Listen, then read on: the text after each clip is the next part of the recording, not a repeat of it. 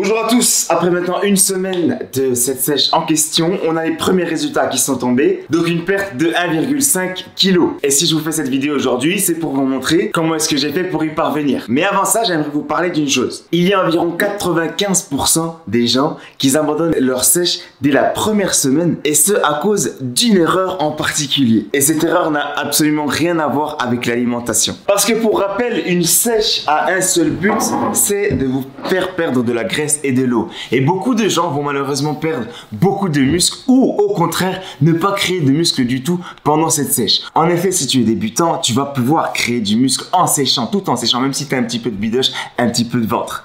Si éventuellement tu es déjà musclé, il ne faut absolument pas perdre ce muscle en question. Je vais vous mettre deux photos ici qu'on va appeler le groupe A. D'après vous, quelle est la différence entre le groupe A que j'affiche juste ici et le groupe B juste là? Je vais vous laisser la vidéo sur pause, j'aimerais que vous le mettiez en commentaire quelle est la différence. En effet, vous l'aurez remarqué, le groupe A, il a maigri et le groupe B, il a séché. Et c'est là toute la différence. Et sur cette vidéo, on va voir aujourd'hui comment est-ce qu'on fait pour sécher au mieux en commençant par une séance de test. Le premier test de cette vidéo, ce sera votre pourcentage de graisse. Si vous n'avez pas encore pris vos mensurations sur la vidéo 1, vous allez le faire maintenant et vous allez pouvoir rentrer vos données dans le tableau que je vous affiche juste ici, que vous retrouvez dans la description pour ceux qui le veulent. Et ce tableau va nous déterminer avec précision, du moins à 0,5% près, notre pourcentage de graisse. Et maintenant qu'on a obtenu ce résultat, ceci va déterminer toute la suite de votre programme. Je m'explique de suite. Sachez d'abord qu'on compte trois sortes de personnes qui veulent perdre de la graisse et de l'eau. En effet, car selon la catégorie dans laquelle tu es, tu ne vas pas t'entraîner de la même manière que les autres et surtout tu ne vas pas manger comme les autres. Premièrement, nous allons avoir les skinny fat. Tu es dans cette catégorie si tu as environ 18% de graisse, 32% pour les femmes, et que tu pèses 5 kg de moins que ta taille. Imaginons donc que je fasse 1m76. Si je faisais 71 kg pour 18% de graisse, je serais considéré comme skinny fat. À rajouter de plus qu'un skinny fat n'a pas ou très peu de muscles. Pour la deuxième catégorie que j'appellerais donc musclé ou lambda, donc tu as un physique normal ou alors tu es musclé et ton pourcentage de graisse tourne aux alentours de 13% de graisse et plus. 25 pour les femmes. D'ailleurs, je suis dans cette catégorie. Ensuite, pour la troisième catégorie que j'ai décidé d'appeler les fatty, en général ces personnes ont 25% de graisse et plus, 35 pour les femmes, et ils pèsent 10 kg de plus que leur taille. Imaginons donc que je fasse 76 kg. Si je faisais 86 kg pour 25% de graisse ou plus, je serais considéré comme fatty. J'utilise le terme fatty pour définir ce qu'on appellerait quelqu'un de grassouillet. Mais ce n'est absolument pas péjoratif, je vous trouve au contraire très mignon. Là, ils sont tous choux. Ils sont tout mignons. Les gens fatty sont mignons. Ils ont des joues comme ça.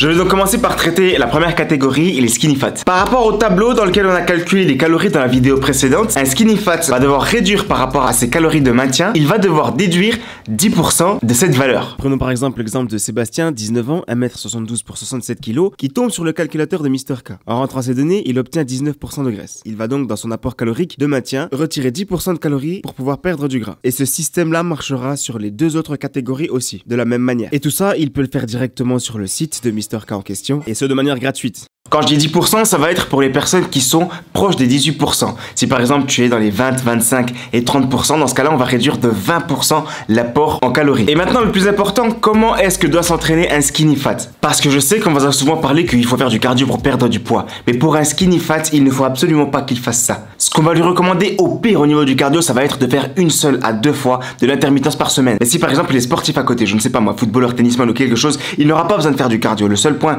qu'il aura à corriger, ça va être sa nutrition. Et en deuxième point, il va devoir s'entraîner entre 3 à 6 fois par semaine en hypertrophie pour développer de la masse musculaire tout en prenant du muscle grâce à son alimentation en question. Et ses calories qu'il a dû baisser, il va devoir les maintenir jusqu'à ce qu'il descende à 14% de graisse. Une fois atteint ce stade-là, il va devoir redéfinir ses objectifs car il ne fera plus partie de la catégorie skinny fat. Il passera à la catégorie suivante que je vais traiter à partir de maintenant.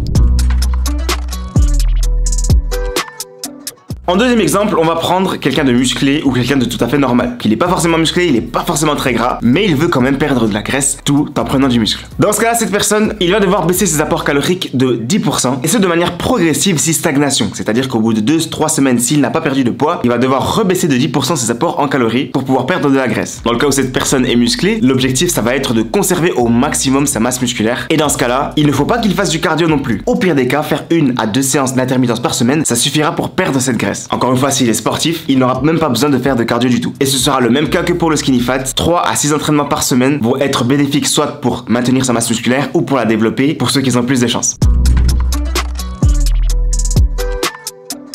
passe maintenant à la dernière catégorie, les fatigues. Ces personnes-là, au niveau de leur rapport calorique, ils vont devoir baisser de 20 à 30% leur rapport calorique de maintien pour pouvoir bien perdre de la graisse. 20% pour ceux qui se rapprochent des 25% de graisse, 30% pour ceux qui se rapprochent des 35 et 40% de graisse. Il va juste y avoir un détail important pour cette catégorie, c'est qu'au niveau des protéines, vous n'allez pas devoir multiplier par 2 votre poids pour obtenir votre rapport de protéines par jour. Pour vos protéines à vous, je vais vous donner un exemple. Si tu fais 1m76, tu vas devoir consommer 176 grammes de protéines par jour, pas plus. En gros, tes protéines est égale à ta taille. Maintenant, au niveau des entraînements, pour cette catégorie, là, il va être très utile de faire ce qu'on appelle du cardio lent, et ce, entre 4 et 6 fois par semaine. Quand je dis entraînement lent, c'est un entraînement qui par exemple va être de la course à pied, va être du vélo, va être du rameur, à une intensité lente et ce, d'une durée minimum de 45 minutes. Et pour avoir une valeur exacte de ce que j'appelle lent, c'est très simple. Soit sur votre machine, vous avez un capteur de fréquence cardiaque lorsque vous tenez la machine et il y a écrit que vous êtes environ à 120 battements de cœur par minute, soit vous avez comme moi une montre connectée qui vous affiche que vous êtes à 120 battements par minute. Et le mieux du mieux, ce serait de faire 2 à 3 séances de musculation avant votre cardio pour justement, en plus de perdre de la graisse, développer du muscle. Et voilà, maintenant vous savez presque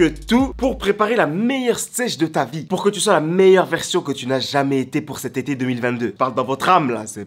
Je dis bien presque, parce que cette vidéo va être très rapidement suivie par la partie 2, dans laquelle je vais vous expliquer comment est-ce qu'on doit gérer notre intensité dans nos entraînements, pour avoir la perte de graisse la plus rapide possible. Parce que si vous pensez qu'il faut tout le temps se donner à fond, sans forcément connaître ses limites, d'ailleurs tu les connais tes limites, ben sachez que j'ai beaucoup de choses à vous apprendre. Mais ça, ce sera sur la prochaine vidéo. Alors pour ne surtout pas la manquer, n'oublie pas de t'abonner à ma chaîne et d'activer la cloche juste ici, pour pouvoir être averti de la sortie de celle-ci. C'est tout pour moi pour aujourd'hui. Bon courage aux personnes qui vont se lancer dans ce défi. D'ailleurs, si t'es encore motivé, laisse un pouce blanc en bas de cette vidéo pour montrer que tu participes encore à ce défi. Et nous, on se retrouve à la prochaine vidéo.